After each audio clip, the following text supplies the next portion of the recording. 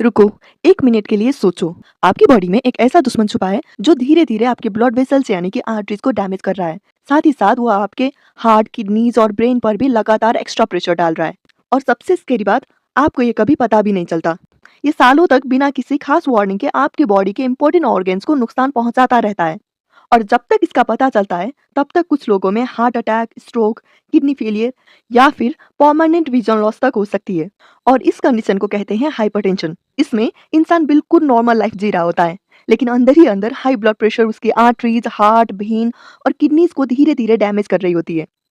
और जब तक सिम्टम्स आते हैं, तब तक heart attack, stroke, heart failure और क्रोनिक किडनी डिजीज जैसे कॉम्प्लिकेशन डेवलप होना शुरू हो चुके होते हैं।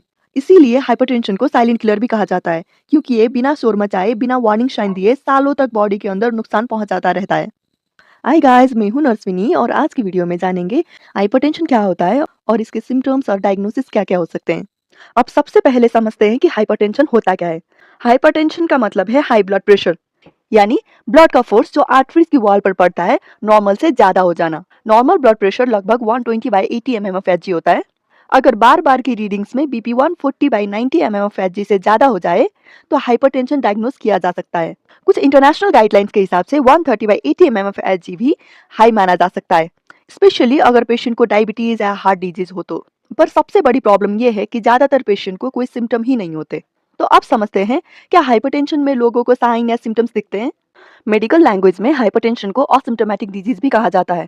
असिम्प्टोमेटिक का मतलब है बीमारी है लेकिन पेशेंट को कोई सिम्टम्स फील ही नहीं होता। इसीलिए बहुत लोग सालों तक बिल्कुल नॉर्मल लाइफ जीते रहते हैं और उन्हें पता भी नहीं होता कि उनका बीपी हाई है। कई लोग हेडेक या डिजीनेस को हाई बीपी का सिम्टम्स भी समझते हैं, लेकिन सिर्फ हेडेक या चक्कर आने से हाइपरटेंशन डायग्नोस नहीं किया जा सकता। इसीलिए सिम्टम्स का वेट मत कीजिए। रेगुलर ब्लड प्रेशर स्क्रीनिंग ही सबसे इफेक्टिव तरीका है हाइपरटेंशन को जल्दी पकड़ने का। लेकिन अगर ब्लड प्रेशर बहुत ही ज्यादा बढ़ जाए तो बॉडी के ऑर्गन्स डैमेज होने लगते हैं और बॉडी फाइनली सिम्टम्स शो करने लगती है। और इस स्टेट को कहते हैं हाइपरटेंसिव इमरजेंसी। और इसके सिम्टम्स हो सकते हैं सीवियर हेडेक, यानी कि बहुत तेज सर दर्द, ब्लड विजन या फिर डबल विजन, मतलब कि बहुत ही धुंधला दिखना या फिर दो दो दिखाई देना, चेस्ट पेन जो कि हार्ट डैमेज का साइन हो सकता है, डिज्निया यानी सांस लेने में दिक्कत होना, कंफ्यूजन या स्लर्ड स्पीच मतलब बात करने में दिक्कत होना, और दिख सकता है वन साइडेड वीकनेस या पैरालिसिस जो स्ट्रोक का सिम्टम हो सकता है।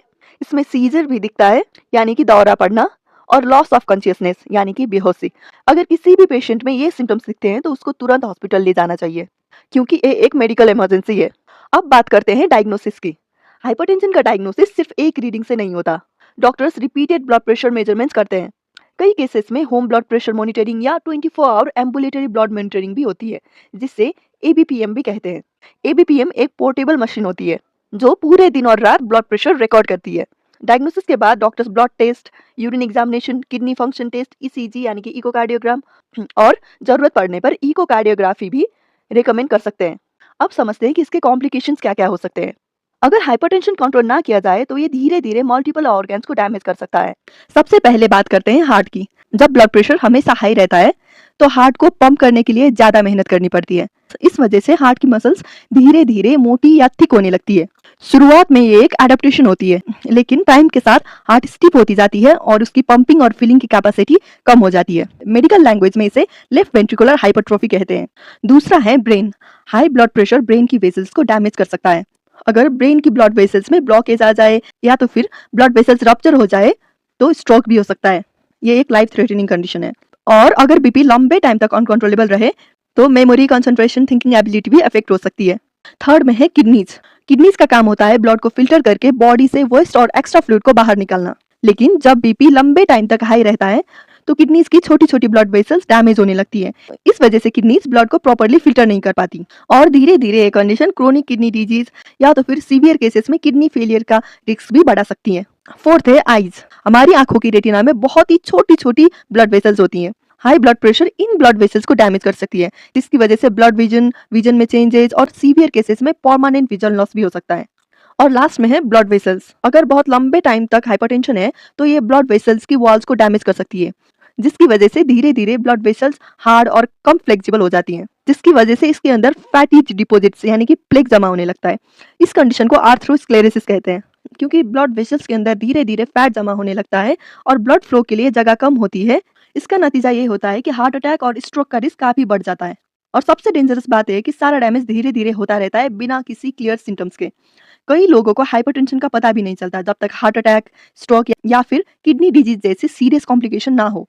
इसीलिए रेगुलर बीपी चेक करवाना बहुत ज़रूरी है, खासकर अगर आपकी एज बढ़ रही है, आपकी फैमिली हिस्ट्री में हाइपरटेंशन है, आपको डायबिटीज़ या फिर किडनी डिजीज़ पहले से है, या फिर आपकी सेडेंटरी लाइफ़स्टाइल में कोई रिस्क फैक्टर मौजूद है। तो याद रखिए, ब्लड प्रेशर चेक करवाना सिर्फ एक नंबर याद रखना नहीं है, बल्कि अपने हार्ट, ब्रेन, किडनीज़ और ब्लड वेसल्स को फ्यूचर के सीरियस डैमेज से बचाने का एक इम्पोर्टेंट स्टेप है।